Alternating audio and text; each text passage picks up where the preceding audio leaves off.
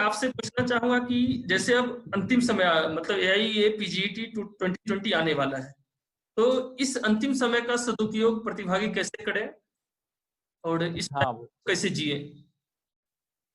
इसमें क्या होता है कि जैसे आपने पूरे 1 साल रहता है, जैसे पूरे साल रहता है, आप शुरू में तो क्या एक चरक संहिता के सूत्र स्थान से चालू करते हैं, फिर निदान, विमान, शारीरिक, इंद्रिय पे जाते हैं, फिर चिकित्सा पे जाते हैं, कल्प सिद्धि पे जाते हैं। फिर चरक संहिता तो हो जाती है, फिर आप सूत्र को चालू करते हैं, तो एक फिर बाद में स्टूडेंट को क्या फील होने लगता है कि यार वो चरक संहिता भूल गया। ऐसा लगता है कि उसको चरक सूत्र, और सबसे टफ है चरक सूत्र। पूरी पीजी या पूरे आयुर्वेद में सबसे टफ पार्ट है चरक सूत्र स्थान, जो कि सबसे टफ। आपको सारी जगह क्वेश्चन कर लोगे, आप अटेम्प्ट भी कर लोगे, लेकिन सबसे ज्यादा गलत होने के चांस रहते हैं चरक संहिता सूत्र स्थान। और वो इतना इंपॉर्टेंट पार्ट है क्योंकि सूत्र स्थान में क्या होता है कि पूरी संहिता का डिस्क्रिप्शन सूत्र स्थान में लिख दिया जाता है, सूत्र फॉर्म में। सूत्र सूचना सूत्रणा चा संस्ते सूत्रम। तो एक माला में जैसे ऐसे करके आता है वहां पर कि माला में जिस तरह से फूल पिरो, तो उसी तरह से सूत्र फॉर्म में पूरी संहिता का डिस्क्रिप्शन सूत्र स्थान में आता है। तो वहां पर सूत्र स्थान के सबसे इजी रहता है कि आप चैप्टर के नाम याद रखें, क्योंकि जैसे आपको कहीं जाना है, जैसे मेरे को आपके वहां आना है, आसाम में आना है, तो मुझे डायरेक्ट आपके जगह का नाम पता होने से कोई फायदा नहीं। मुझे पता होना चाहिए कि वो किस स्टेट में आता है, किस डिस्ट्रिक्ट में आता है, और डिस्ट्रिक्ट में किस प्लेस में आता है, तब जाके मैं आपके वहां पहुंच पाऊँ। तो यही होता है संहिताओं के लिए कि आप संहिता में डायरेक्ट लाइन में नहीं घुस सकते, आपको पता होना चाहिए कि किस संहिता के किस स्थान का है। तो स्थान क्या हो गया, कोई डिस्ट्रिक्ट हो गया या फिर कोई स्टेट हो गया। स्थान के अंदर चैप्टर क्या हो गया, वहां का गांव हो गया या कोई पर्टिकुलर गली होगी। और चैप्टर का श्लोक क्या हो गया, हाउस नंबर हो गया। तो आप एकदम एग्जैक्ट लोकेशन पे पहुंचते हो। तो आपकी थॉट प्रोसेस यही रहती है कि आप है ना उसको किस तरह से लाइन करो। जैसे आपने चैप्टर का नाम याद कर लिया, तो आपके चैप्टर के अंदर की चीजें भी याद रहती है। और सबसे इंपॉर्टेंट यही होता है कि आपको सामने क्वेश्चन आता है तो आपके सामने सबसे पहले यही थॉट्स आनी चाहिए कि ये क्वेश्चन किस संहिता के किस स्थान से किस चैप्टर से पूछा गया है। इतना याद आ जाता है तो क्वेश्चन अटेम्प्ट करने में कोई प्रॉब्लम नहीं। तो पहले शुरुआत में ये होता था कि आपने चरक संहिता कर ली, सुश्रुत संहिता भी कर ली, अब अष्टांग का है, अष्टांग भी कर ली, फिर ये भाव प्रकाश, माधव निदान और शारक दर। तो यहाँ पर भेषज कल्पना के पार्ट या द्रव्य गुण के पार्ट और रस औषधियों का पार्ट आता है, और कुछ निदान का पार्ट आता है जो माधव निदान से पूछते हैं, निदान का पार्ट। इसीलिए चरक निदान को मतलब कभी कभार स्किप कर दिया जाता है। चरक निदान में से भी कभी कभार केवल उपचय पूछ लिया, या संप्राप्ति या पंच निदान से पूछ लिया, या अपस्मार उन्माद से पूछ लिया। बीच में कभी कभार कोई पूर्व रूप, क्योंकि माधव में कॉमन हो जाता है तो वो पूछते हैं।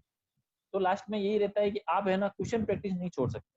लास्ट के जैसे आपके पास 2 महीने रहे, तो आप पर डे 1000 क्वेश्चन पे जाओ।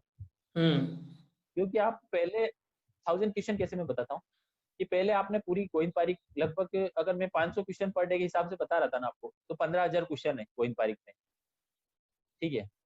तो 500 क्वेश्चन के हिसाब से 5,000, मतलब एक महीने में गोविंद पारिक के क्वेश्चन कर सकता है एक बंदा।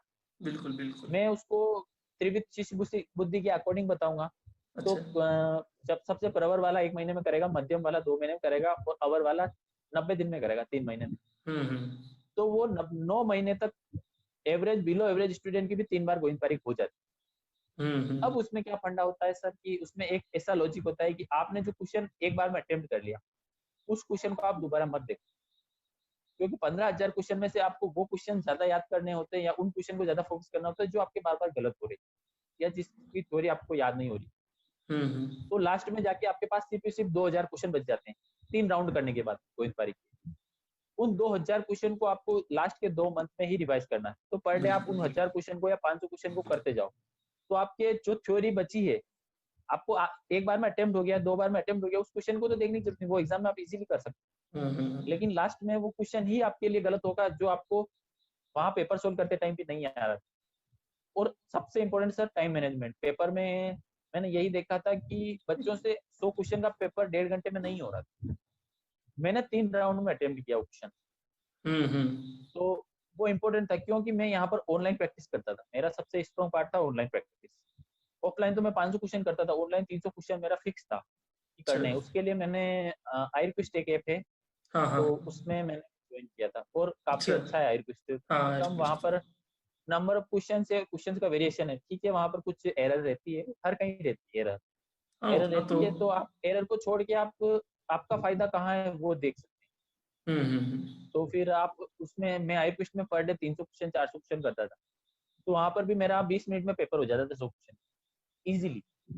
तो वो फायदा एग्जाम में हुआ कि लास्ट में मैं आयुर्वेद में बुक्स मार्क्स ही करता था, जैसे मेरे गलत हो रहे हैं वो अच्छा। बुक मार्क कर लेता था, तो हम्म।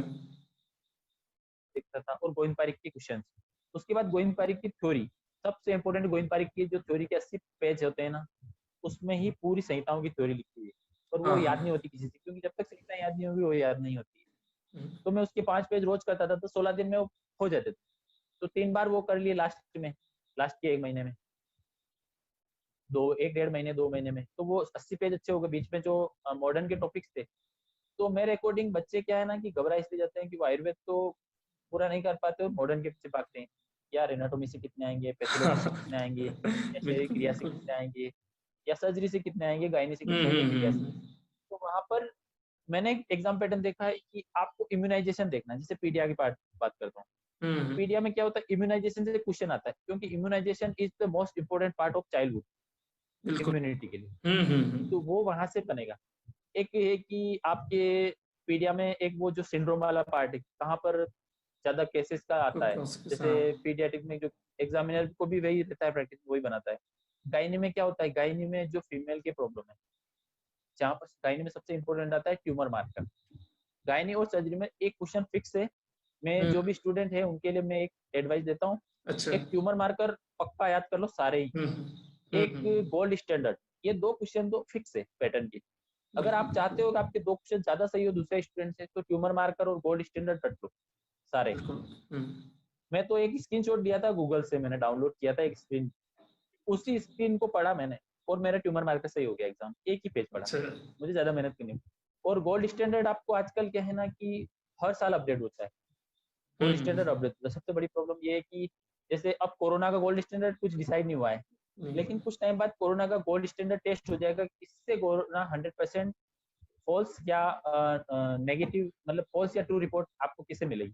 तो गोल्ड स्टैंडर्ड एक हम्म। स्पेसिफाइड टेस्ट होता है, जिससे हाँ वो जैसे तो। HIV, तो आप HIV का गोल्ड स्टैंडर्ड किसको मानोगे, एलाइजा, एलिसा। एलाइजा होता है, या फिर हम्म। वो एक और आता है HIV का। जैसे इसी तरह से ट्यूबरकुलोसिस है, तो ट्यूबरकुलोसिस में एक्सरे फाइंडिंग देखते हैं, जबकि ट्यूबिंग में कॉन्टेक्ट टेस्ट नहीं माना जाता वो टेस्ट। हाँ हाँ। तो इसी तरह से आप ट्यूमर मार्कर और गोल्ड स्टैंडर्ड कर लो।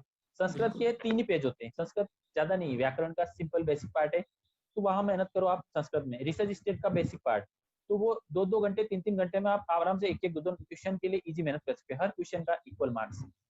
तो आपको वहां पर एक क्या बोलते हैं उसको, स्मार्ट वर्क करना पड़ता है लास्ट में स्मार्ट 2 महीने, हाँ। कि मैं वही चीज पढ़ूं जहाँ से क्वेश्चन आने के बहुत मोस्ट प्रोबेबल चांस है। फिर आप हम्म। ऐसे नहीं कि सुश्रुत चिकित्सा लेके बैठे हैं, या नहीं। सुश्रुत तंत्र के जो शालाक्य वाला पार्ट है उसके आगे वाला पार्ट लेके उसमें आप दिमाग लगा रहे हैं कि यार यहाँ से क्वेश्चन आ गया तो मेरा क्या होगा। आप चरक सूत्र पे फोकस करो, चरक विमान पे करो, सुश्रुत शारीर जो फर्स्ट ईयर का पार्ट है, अष्टांग सूत्रस्थान फर्स्ट ईयर का पार्ट है, जहाँ पर माधव निदान पैथोलॉजी का पार्ट है, या द्रव्य गुण के हम्म। बॉटनिकल नेम, पर्याय और फैमिली, ये चीज इंपॉर्टेंट है। तो मैं यही देखता था कि मैं चरक सूत्र स्थान को कभी ना छोड़ू, सुश्रुत शारीर बिल्कुल स्थान को बिल्कुल। कभी ना छोड़ू। हम्म। तो क्योंकि वहां और चरक चिकित्सा में भी मोस्ट ऑफ क्वेश्चन शुरू के 10 चैप्टर से आते हैं। जैसे चरक संहिता में कोई बनाएगा क्वेश्चन, तो वो शुरू के 10 चैप्टर में से ही बना लेगा, फिर बना लेगा हम्म। ग्रहणी से, या फिर बना लेगा उन्माद वहां हाँ से, हाँ हाँ। विसर्प तृष्णा विष मदात्य। तो मदात्य का हम्म। क्वेश्चन हमेशा बनता है, क्योंकि आप जानते हो एल्कोहलिज्म कितना कॉमन है।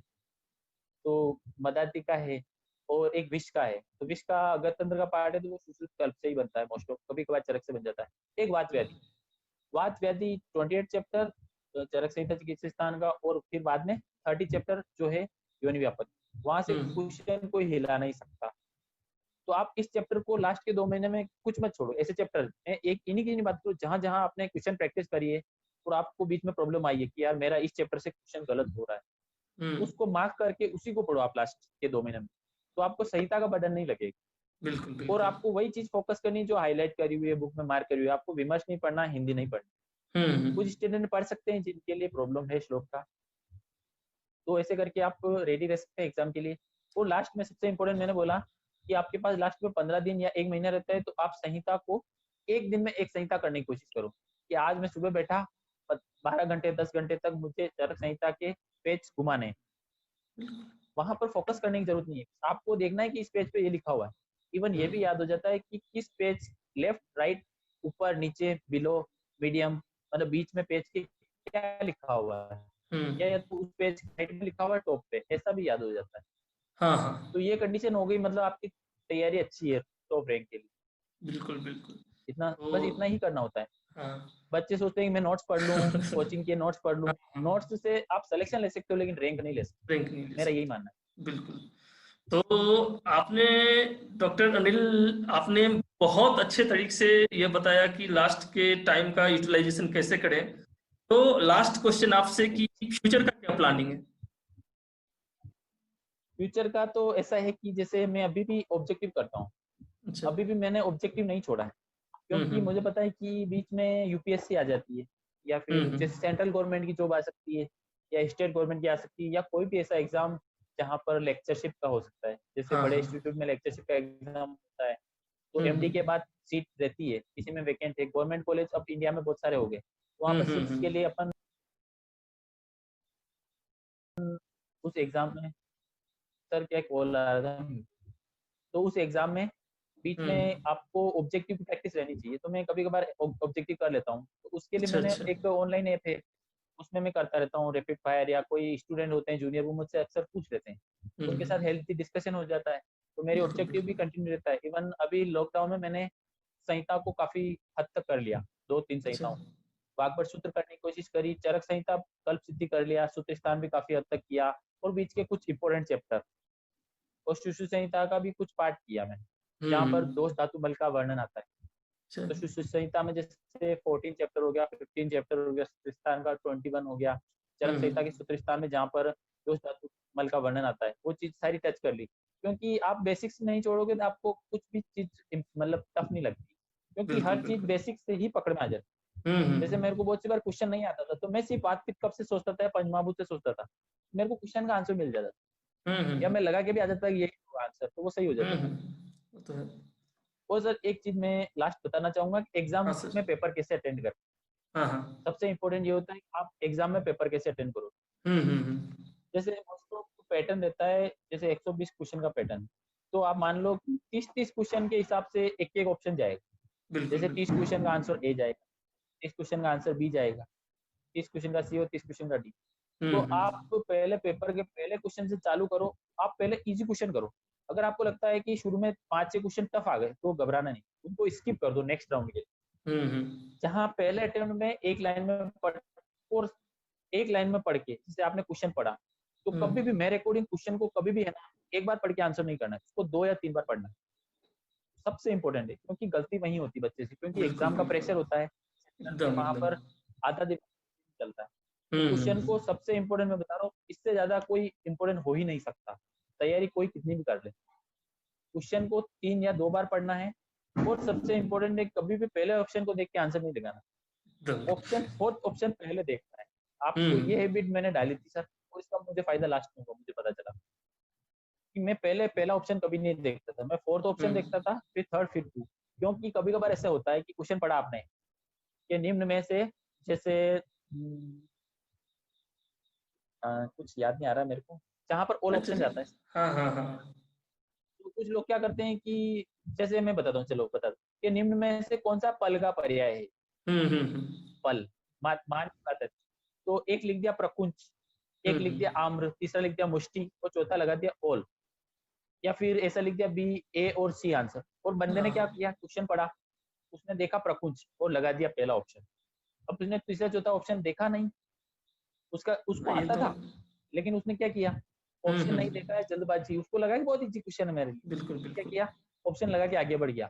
हम्म। अब वो एग्जाम सेंटर के बाहर आता है, वो देखता है ये क्या हो गया, क्योंकि सर वो क्वेश्चन किसी भी स्टूडेंट का, बिलो एवरेज या एवरेज स्टूडेंट का भी गलत नहीं हो। अगर ये टॉपर का क्वेश्चन गलत होता है तो रैंक की तो वो सोच नहीं सकते। तो वहां पर आपको ऑप्शन पढ़ने जरूरी, क्वेश्चन 2 बार पढ़ना है, क्योंकि बहुत सी बार आंसर क्वेश्चन में ही छुपा होता है, ऑप्शन पढ़ने की जरूरत नहीं होती, सिर्फ वो क्वेश्चन की लैंग्वेज से आपको कंफ्यूज कर देता है, इसलिए क्वेश्चन 2 बार पढ़ना है, फिर फोर्थ ऑप्शन देखना है, फिर थर्ड, फिर वन। ऐसे बिल्कुल करके बिल्कुल। आपका कभी भी पढ़ने की वजह से या सिली मिस्टेक नहीं होगी, सिली मिस्टेक इंप्रूव करने का ये तरीका। हम्म। और ये सबसे बेस्ट, क्योंकि एक क्वेश्चन सर, एक क्वेश्चन का 4 मार्क्स होते हैं, वहां पर आपकी रैंक 100 पीछे खिसक जाती है, 100 रैंक पीछे खिसक जाती है जब रिजल्ट आता है। और टॉपर के लिए तो डिपार्टमेंट ही खिसक जाता है और कॉलेज ही खिसक जाता है। तो इसलिए ये चीज इंपॉर्टेंट हो जाती है। तो सबसे ये इम्पोर्टेंट यही है। और क्वेश्चन का यही है कि आप फर्स्ट राउंड में गए, मैं एग्जाम की बात कर रहा था। फर्स्ट राउंड में आपने जैसे 120 क्वेश्चन है इस साल, तो उसने फर्स्ट राउंड में 80 क्वेश्चन कर लिए। अब उसने 80 कर लिए फर्स्ट राउंड में, तो उसके मानता हूँ मैं कि 10 तो गलत होंगे ही, बिल्कुल क्योंकि अभी 70 सही हुए। अब बचे हुए 40 क्वेश्चन में से अगर वो 20 या 30 और सही करता है, या 25 और सही करता है, 15 भी करता है, और टॉपर होगा वो तो 25 तो करेगा ही, तो वो 70 प्लस 25 95 क्वेश्चन हो गए, मतलब उसके ऑल इंडिया टॉप 10 की तैयारी होगी। लेकिन वो 25 क्वेश्चन कैसे करना है, सेकंड राउंड में उसको देखना है कि उसने मोस्ट कॉमन क्वेश्चन 70 क्वेश्चन या 80 क्वेश्चन में मोस्ट ऑप्शन कौन से लगा दिए। अब उसने ए आंसर ज्यादा लगाया है कि बी ज्यादा लगाया है, सी, तो लास्ट में जब उसके पास 40 क्वेश्चन के आंसर रहेंगे ना, तो वो किस ऑप्शन पे फोकस करेगा, बचे हुए 3 ऑप्शन पे ज्यादा फोकस करेगा। लास्ट में जैसे मैंने वो 30 और कर दिए, लास्ट में 10 क्वेश्चन बचे मेरे पास, उन 10 क्वेश्चन में मुझे यही गेस करना है कि मैंने पूरे साल प्रैक्टिस करी तो मेरे कौन सा ऑप्शन ज्यादा गलत। सबसे इंपॉर्टेंट ये रहता है कि एक इंसान की पर्टिकुलर साइकोलॉजी रहती है कि वो क्वेश्चन अटेंड कर रहा है, लेकिन वो जानबूझ के बी या सी लगाएगा या जानबूझ के डी लगाएगा। और जैसे मैं एग्जांपल देता हूँ, जैसे मैंने आज 120 क्वेश्चन का एक पेपर अटेंड किया और मेरे 20 क्वेश्चन गलत हो गए, 100 क्वेश्चन सही है। अब मैंने आंसर मैच किया, तो वो गलत 20 क्वेश्चन के आंसर सही कौन से हुए, 8 क्वेश्चन में बी आंसर गया, 5 क्वेश्चन में सी गया, और बचे हुए ए 2-3 क्वेश्चन में डी आंसर गया, और बचे कुछ 2-3 में ए गया। तो मेरे बी आंसर की प्रोबेबिलिटी कितनी है सर, 8 क्वेश्चन। मतलब मैं 20 में से 8 क्वेश्चन में बी आंसर लगाता तो मेरे सही हो जाता। एग्जाम में भी रहता है, लास्ट में 10 क्वेश्चन है आपके पास, तो आपने पूरे साल कौन सा आंसर ज्यादा गया, बी आंसर ज्यादा गया गलत होने के बाद, तो आप लास्ट में उन 10 क्वेश्चन में 10 में से 10 में अगर बी भर के आओगे, 4 में या 5 में आपका बी ही जाएगा। ये मेरा पर्सनल एक्सपीरियंस है, इवन हर स्टूडेंट का ये रहता है, चाहे इसको प्रैक्टिकली वो करके देख ले आज से 1 महीना, हर पेपर के ऑप्शन गलत हो रहे हो, फिर उसके बाद मैच करके कौन से आंसर ज्यादा रहते हैं एग्जाम में वो पढ़ के। मेरे साथ ये हुआ था कि मैंने 97 क्वेश्चन किए, अच्छा, मेरे को 3 क्वेश्चन नहीं आ रहे, फिर मैंने पूरे साल का एनालिसिस सोचा, मेरे पास 3 ही मिनट थे, लास्ट में मेरे 87 मिनट हो चुके थे। मैंने कहा मेरे को ये 3 क्वेश्चन अटेंड करने, मुझे 100 में 100 अटेंड करने। अच्छा। मैंने सोचा कि मेरे सबसे ज्यादा मैंने सोचा कि फिर कि मेरे बी आंसर ज्यादा मैं बी ऑप्शन बहुत कम लगाता था, और मेरे लास्ट में 10 गलत होते थे, तो मेरे 5, 4, 6 में बी ही आंसर देते, तीनों में मैं बी पर क्या आया था सर लास्ट में, और मेरे 2 क्वेश्चन सही हो गए। वो एक इतना बड़ा जजमेंट होता है आपका कि आप 3 में से जो बिल्कुल तीनों ही क्वेश्चन नहीं आ रहे थे और तीनों में से 2 सही कर दिया आपने, किस लिए, आपके पूरे साल की क्वेश्चन प्रैक्टिस के जजमेंट क्या आता है। बिल्कुल। और वहां पर मेरे 2 क्वेश्चन सही हो गए, जो मेरे सही नहीं होते तो ये रैंक शायद पीछे भी जाती, 20 जाती, 25 जाती। और उसके अलावा मैंने काफी सिले मिस्टेक की, एक रिसर्च स्टेट का क्वेश्चन गलत किया मैंने, अष्टांग सूत्रस्थान से क्वेश्चन गलत किया मैंने, कल्प और सिद्धि का क्वेश्चन गलत हुआ, जो कि मेरे लिए बहुत मतलब ऐसा था पार्ट था, जहाँ पर मैंने 6 क्वेश्चन सिली मिस्टेक में, अगर आपको आज फॉरवर्ड करूँ ना वो क्वेश्चन, तो कोई बिलो एवरेज वो स्टूडेंट भी उन क्वेश्चन को सोल्व कर सकता है 2019 के पेपर में। अच्छा। तो वो जो फर्स्ट रैंक की तैयारी थी वो कन्वर्ट हो गई थोड़ी सिली मिस्टेक की वजह से। इसलिए मैं यही बोलता हूँ कि क्वेश्चन पढ़ना और ऑप्शन देखना ये सबसे बड़ा कमांड होना चाहिए। तैयारी चाहे उसने 70% की है, अगर 70 में से 70% ही आउटपुट दे दिया तो उसके आराम से सिलेक्शन है रैंक से, और किसी 90% तो सभी करते, तो 80% मार्क्स लाना पीजी में बहुत बड़ी बात है। इसलिए ये मेरा एक्सपीरियंस रहा लास्ट में कि कैसे क्या करना चाहिए। ये तो आज हम बात कर रहे थे टॉपर टॉक्स में डॉक्टर अनिल कुमार पाटीदार से, जिन्होंने बहुत अच्छे से समझाया कि हॉल में क्वेश्चन कैसे करे, अंतिम समय का सदुपयोग कैसे करे। तो आप आयुर्वेद से के साथ जुड़ने के लिए डॉक्टर अनिल बहुत बहुत धन्यवाद आपका।